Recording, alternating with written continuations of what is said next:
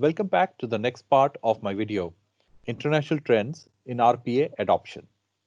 The next section is a knowledge sharing session where we'll be taking a look at what is distributed identity management. Now, prior to digital transformation, we had very few interactions. Imagine a family living in a city or a village.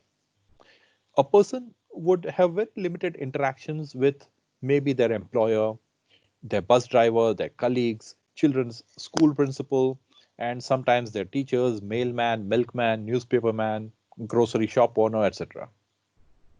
The interactions were largely local. None of these external parties knew the whole picture about the person, and rarely would the information travel beyond 2 degrees of connection. So the media publisher or the milk producer would know next to nothing about the consumer. Today, we have apps from tens of companies on our phones with which we interact constantly. On the internet, every search makes us interact with entities all across the globe. And when we interact digitally, we give away a bit of our digital identity for public perusal. Based on the bits of data that we give away in every interaction, it is possible to build a link across our digital footprint and build a pretty accurate picture of who we are, what we do, our likes, dislikes, our social behaviors, etc. This data about ourselves belongs to us. It should be possible for us to own and control our digital identity and preserve our privacy. Currently, our digital identity and all our digital interactions are owned and controlled by other parties, some of whom we aren't even aware of. If you use Facebook to log into a number of websites and apps, then the digital identity is owned by Facebook. Facebook knows what sites and apps you are accessing, and depending on the agreements with the app or site provider, Facebook can know what you are doing in that app or site. And the app and site now has access to who you are on Facebook, who your friends are, and a host of other information about you on Facebook. This is where the need for an open, trustworthy, interoperable, and standards based decentralized identity solution for individuals and organizations comes in. Instead of granting a broad consent to a host of apps and services, individuals need to have a secure, encrypted digital hub where they can store their identity data and easily control access to it. So decentralized ID is an ID that a user creates, owns, and controls independently of any government or organization. It does not contain any personally identifiable information stored on the blockchain. The DID is stored in a decentralized system like blockchains or ledgers. There are typically three parts to a verifiable claim: the subject, who could be a user, an organization, or an object like goods or livestock. The issuer could be an organization like a university or NZTA or a bank. And a claim is any statement about the subject, like subject has this name, or subject is credit worthy up to $100,000, or subject is over 21 years old. So a verifiable claim is when some issuer makes a claim about a subject. The verifiable part is that it is trustworthy and tamper proof because it has been cryptographically signed by the issuer. As a user, I can download verifiable claims about me as a subject from multiple issuers. I need something to manage these DID attestations. This service is provided by DID user agents or e-wallets. Let us look at a non-digital scenario first. When you go to a concert, you are issued an age verifier wristband. The issuer checks your ID and gives you a wristband. When you go to the bar, you only need to show this wristband. The service provider does not need to know who you are or what your date of birth is. All he needs to know is that a trusted issuer has verified your age and has given you an authenticated ID that you cannot tamper with. The digital scenario could be a diploma, which is digitally signed by an university and issued to the user. The user stores the document in his personal data store and is able to issue identifiers which enable a third party like an employer to verify the authenticity of the document. So how is this being used in real life? In one of the refugee camps in Jordan, blockchain technology is being used to establish and verify the identity of inhabitants.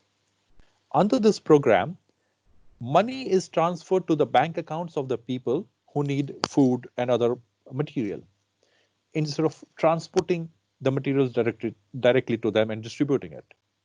In this blockchain supported refugee camp, the World Food Program account details of the inhabitants are kept on a permissioned version of the Ethereum blockchain.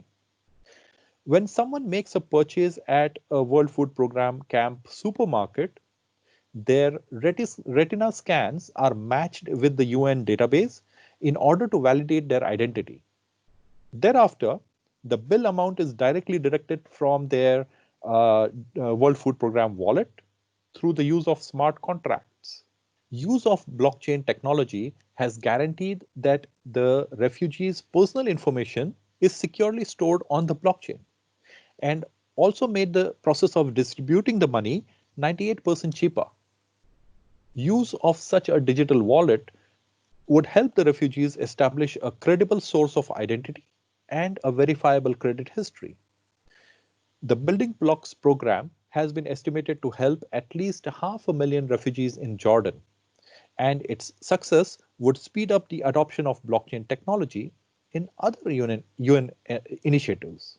If the technology and the materials are available with us today, how about tackling the big problems in the world with the levels of resources and the technology that is at our disposal today? What do we need to start thinking of solving the biggies in terms of resources, manpower? There are 7 billion of us to solve these problems. Materials, money, no shortage. Technology today exists in the form of blockchains, digital identities, decentralized IDs, data analytics, RPA, which can help bring in the efficiency and the scale which is needed to solve these problems. Let's take a look at a couple of use cases here. One of the exploitative practices disproportionately affecting people who are stuck in poverty is payday credit. What is this practice? It allows easy access to money at a high rate of interest, usually from shady sources. How can technology help? Let us look at a scenario. Jill is working at a minimum wage job and her pay is fortnightly. She faces an unexpected expense of $1,000 on day 5. She has to go for a bridge loan and she needs to pay back $1,050 on payday, or she can extend the credit to next payday at a cost of another $50. This means on a $1,000 loan, she is hit with a 120% per annum interest rate.